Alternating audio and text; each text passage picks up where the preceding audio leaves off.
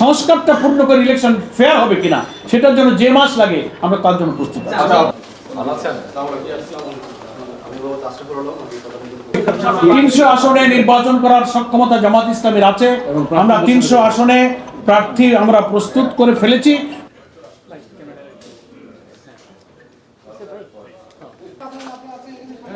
এই যে আমার সামনে গেলে কেন হবে? এই মাই টিভি ভালো আছেন?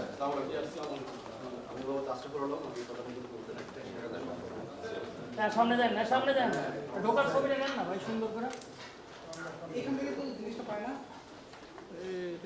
এই কইলো সামনে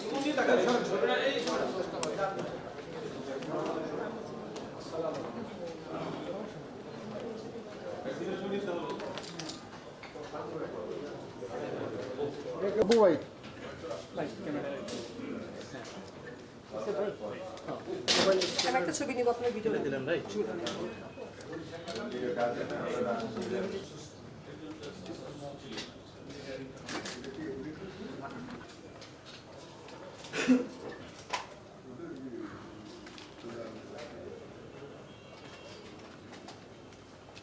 আস্তে আস্তে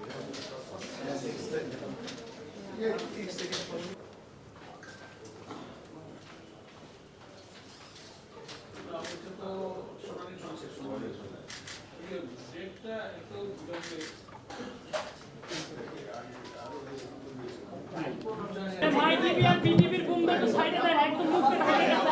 আরে ভাই সামনে ভাই ছড়া নেব। 1 মিনিট আবু ভাই শায়দ না সামনে টাকা দেব না।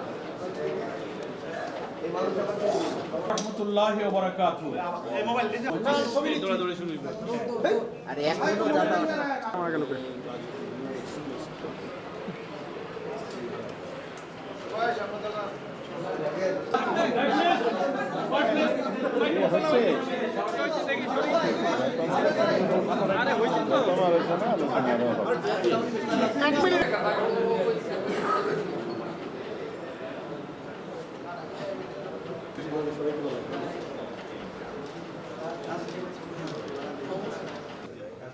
সবই পলিটিক্যাল পার্টির সাথে, কিন্তু আমরা কোয়াজি বলছি ইলেকশন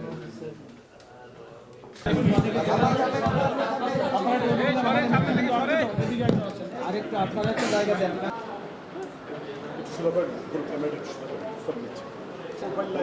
দাদা সরে যান ভাইয়া, সামনে তাকাই, সামনে সরেন একটু আপনার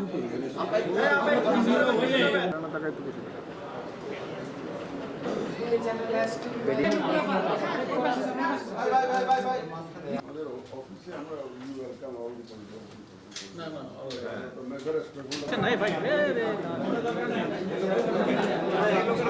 নির্বাচনকে সুষ্ঠু, নিরপেক্ষ, অবাধ, গ্রহণযোগ্য, অংশগ্রহণমূলক করার ব্যাপারে আমাদের মত বিনিময় অনুষ্ঠিত হয়েছে। আমরা আমাদের বক্তব্যগুলো খুব লিখিত আকারে ওনাদের কাছে পেশ করেছি। ওনারাও সে সম্পর্কে ওনাদের কিছু বিষয় শেয়ার করেছেন, মত বিনিময় করেছেন এবং ওনারা খুব সন্তুষ্টি প্রকাশ করেছেন যে আমরা খুব কনসুলেটেড একটা রিটার্ন প্রপোজাল আমরা পেশ করতে পেরেছি এবং ওনারা এখান থেকে অনেক উপকৃত হবেন। এবং কখনো কখনো কিছু বিষয়ে ওনারা প্রাসঙ্গিক মতামত দিয়েছেন। আলোচনা, ওনাদের সক্ষমতা, সীমাবদ্ধতা, সমস্যা, এগুলো নিয়ে আমরা আলোচনা করেছি। আমরা 23টা পয়েন্টে ওনাদেরকে লিখিত প্রপোজাল পেশ করেছি। মেজরের মধ্যে আমরা পরিষ্কার বলেছি যে নো ইলেকশন উইদাউট রিফর্ম। আমাদের পরিপূর্ণভাবে অন্তত নির্বাচনী প্রক্রিয়ার সঙ্গে যে সমস্ত অর্গান এবং বিভাগগুলো রাষ্ট্রের জড়িত সেগুলোকে সংস্কার করেই জাতীয় সংসদে নির্বাচন করতে হবে। তা না হলে এই নির্বাচন নিরপেক্ষ হবে না, অবাধ হবে না। পূর্বের যে 3টা নির্বাচনে জনগণ ভোট দিতে পারে নাই সেই নির্বাচনেরই পুনরাবৃত্তি ঘটবে।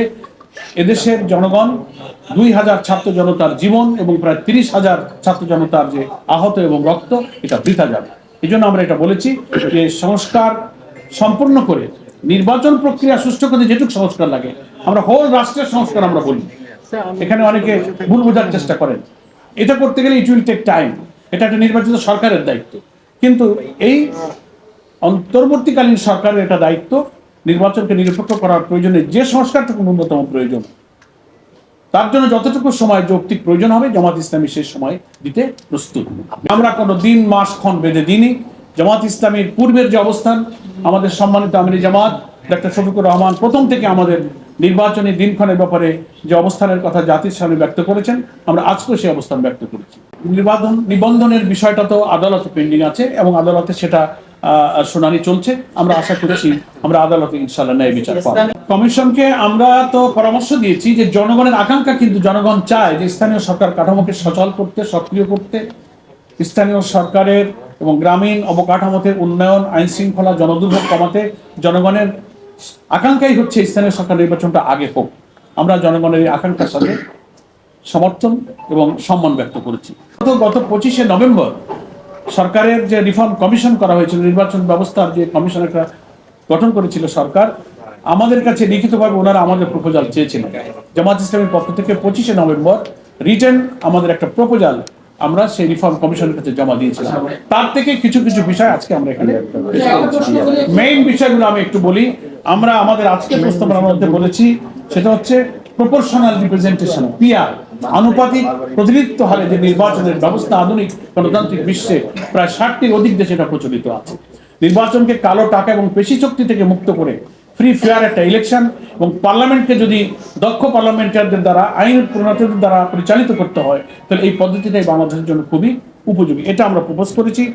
আমরা বলেছি যে আরপিওতে 9 এর যে আর্টিকেল আছে, অনুচ্ছেদ 91 এর এ, 91 এর যে অনুচ্ছেদ আছে, সেটা গত সরকার বেআইনিভাবে নির্বাচন কমিশনের এই অধিকারকে তারা খর্ব করেছিল, রাজনৈতিক উদ্দেশ্যে তারা খর্ব করেছিল, যেখানে আমরা বলেছি যে এটাকে পুনর্বহাল করতে হবে।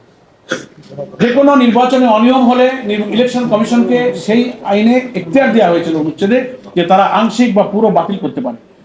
এটা গত সরকার পলিটিক্যাল ইন্টেনশনে তারা এটাকে তুলে নিয়েছিল, বাতিল করেছিল। এটাকে আমরা পুনর্বহাল করতে দাবি করেছি। নেক্সট আমরা বলেছি প্রবাসী ভোটারদের ভোট ইনশিওর করতে হবে।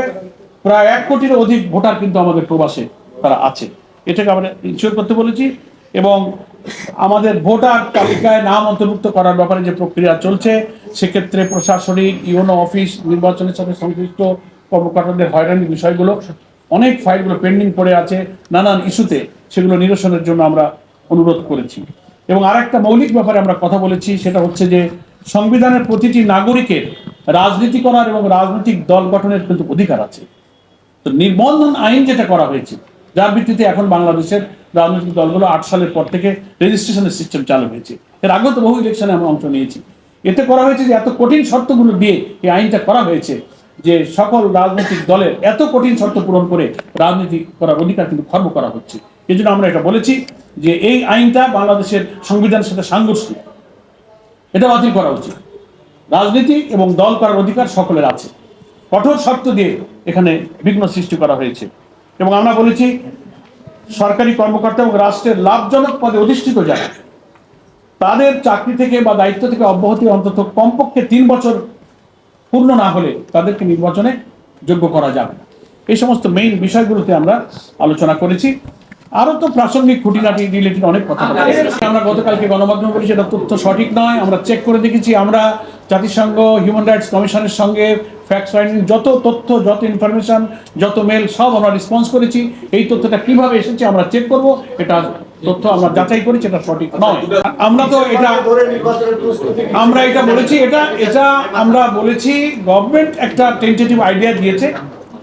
তারা যদি তাদের ঘোষিত সময়ে সংস্কারের প্রয়োজনীয়তা সম্পূর্ণ শেষ করে নির্বাচন ফ্রি ফায়ার করতে পারেন, তাতে আমাদের কোনো আপত্তি নেই। মাস আমাদের কাছে ফ্যাক্টর নয়। মাস হচ্ছে যে সংস্কারটা পূর্ণ করে ইলেকশন ফেয়ার হবে কিনা, সেটার জন্য যে মাস লাগে আমরা তার জন্য প্রস্তুত আছি। গণতান্ত্রিক দেশে নানান ইস্যুতে ভিন্ন মত তো থাকতেই পারে, এ ব্যাপারে আমাদের কোনো মন্তব্য নেই। আমাদের একটা মত দিয়েছি, তার সাথে আরেকটা দলের ভিন্ন মত থাকতে পারে। That is the beauty of democracy, এটা হতেই পারে। 300 আসনে নির্বাচন করার সক্ষমতা জামাত ইসলামের আছে। আমরা 300 আসনে প্রার্থী আমরা প্রস্তুত করে ফেলেছি। প্রাথমিক বাছাই প্রক্রিয়া চলছে, অফিসিয়ালি সেন্ট্রাল ডিক্লারেশন হয়নি, তবে লোকালি বিভিন্ন জায়গায় বাছাই প্রক্রিয়া হচ্ছে। সে খবরগুলো গণমাধ্যমে আসছে, আপনারা দেখতে পাচ্ছেন।